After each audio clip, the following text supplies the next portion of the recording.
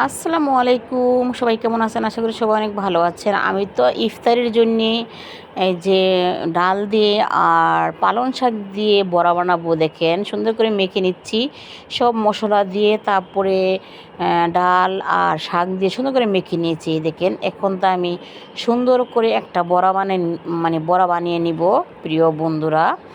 দেখেন এখন তো আমি বড়া বানাবো সুন্দর করে।